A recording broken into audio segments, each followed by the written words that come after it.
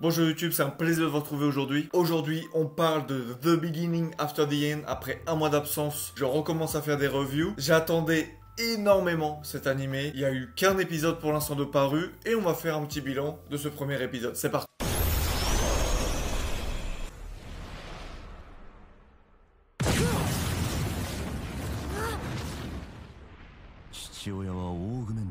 Il n'y a qu'un épisode, c'est difficile de juger sur toute une saison, sachant qu'il va y avoir 24 épisodes de cet animé. Cependant, les craintes que j'ai abordées dans ma première vidéo de cette année sur les animés que j'attendais le plus cette année se confirment sur l'animation. C'est la première chose qui m'a tapé c'est la première chose que j'attendais le plus pour savoir si ça allait être une réussite ou non. Je savais que c'était pas l'histoire, je savais que ça allait être l'animation. Et actuellement, je le dis, ça va être éclaté. Ça va être éclaté, putain, c'est...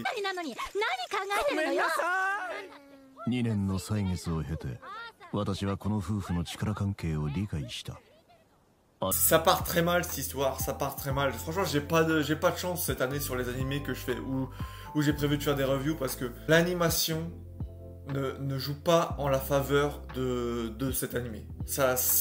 À moins qu'il y ait un step-up, et je l'espère, et que ça va évoluer, et qu'on va être surpris de manière positive, mais j'y crois très moyennement. The Beginning After the End, surtout cet épisode 1, tu as un effet de déjà-vu, et clairement de plagiat, tu pourrais dire mais c'est un plagiat, c'est du vol, sur Mushoku Tensei, Jobless Réincarnation, qui, pour moi, a un épisode 1 exactement pareil. Tu commences avec un flashback du passé, tu finis, enfin tu continues avec le réveil en bébé, il découvre ses parents.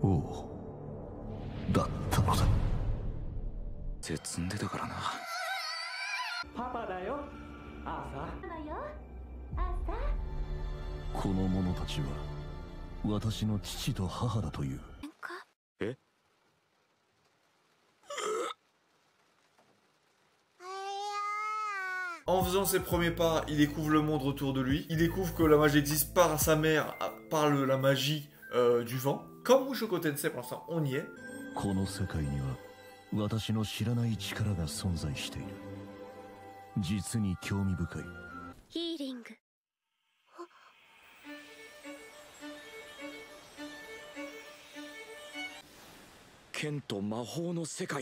Et au final, la fin de l'épisode, il s'éveille en explosant la maison, comme dans Mushoku Tensei. C'est le même épisode 1. Alice.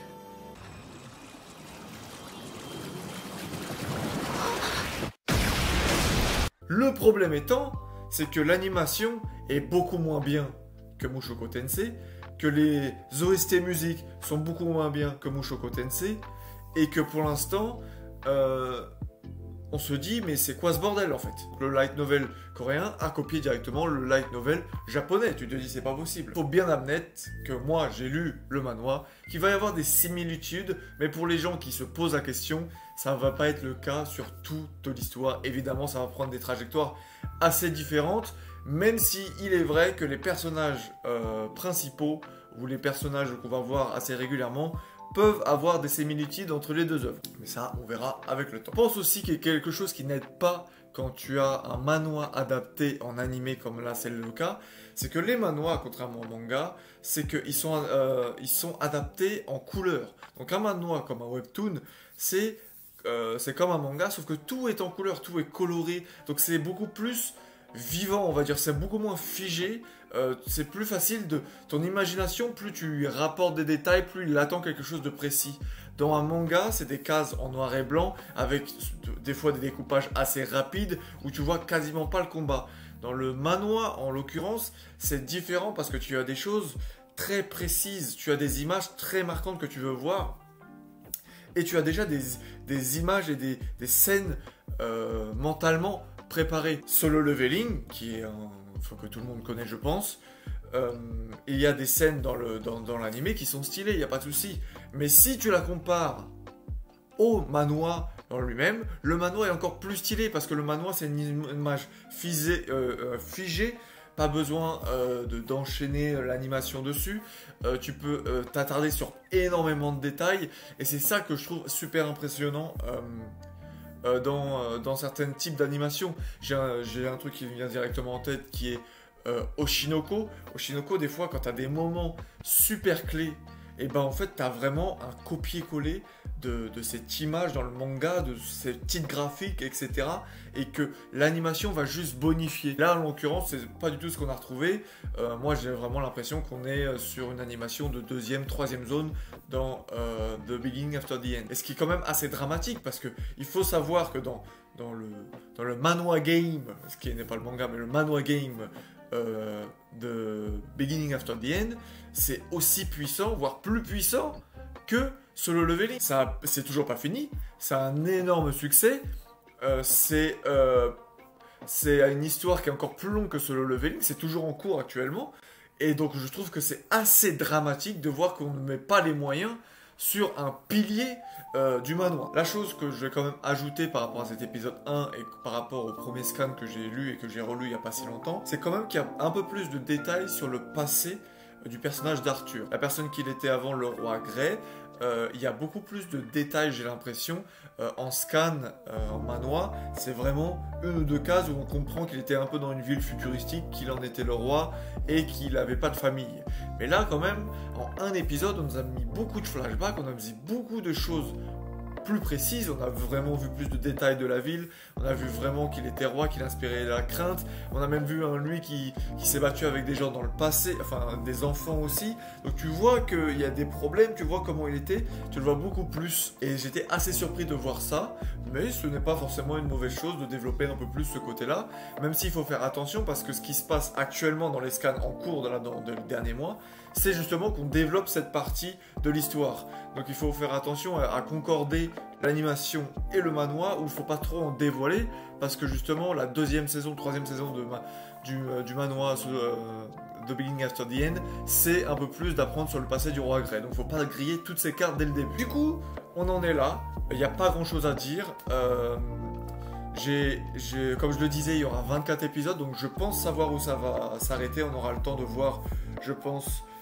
Arthur, du coup, tout au long de son enfance. On va voir ce que ça va donner. Mes attentes, c'est que j'espère que l'animation va être un peu meilleure. J'espère que les scènes de combat vont être assez intenses, qu'il va y avoir de l'enjeu. C'est pareil, le fait que ça soit doublé en japonais, que moi je l'ai lu en français, les seiyuu, ça me donne une autre lecture des personnages, tu vois, de ses parents. Je trouve son père, je le trouve beaucoup plus bêta, je trouve sa mère, je la trouve beaucoup plus bêta, avec sa voix japonaise. Alors que j'avais pas du tout cette image en le lisant. Donc j'espère que ça va pas être ça sur tous les personnages, où je vais pas avoir cette sensation d'une autre lecture de personnages comparé au manhwa. C'est ça mes attentes en fait. Est-ce qu'on va avoir une bonne adaptation, on va prendre des bonnes décisions et pas couper beaucoup de choses comme Solo Leveling a pu faire dans sa saison 2? Est-ce qu'on va être assez fidèle au manhwa? Est-ce qu'on va s'améliorer dans l'animation? Parce que je trouvais que la magie, comment elle est manifestée, elle est assez stylée. Mais quand tu pompes Mushoku Tensei et que tout, que ce soit de l'animation, la manière de montrer la magie dans sa manière de faire les combats est moins bien que ton concurrent direct, du coup c'est normal qu'il ne va pas avoir de gens qui vont prendre le wagon, qui vont s'accrocher. Donc c'est ça mes attentes, une élévation des standards de l'animation et une confirmation lors des combats.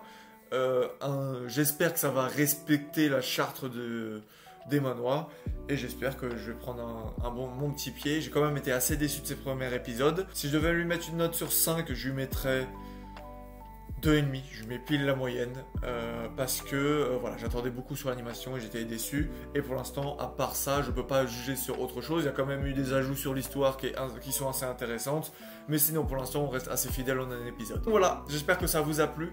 Je vous dis peut-être à demain, je crois qu'il y a l'épisode 2 qui sort demain, donc je ferai peut-être une vidéo demain. Merci pour tout,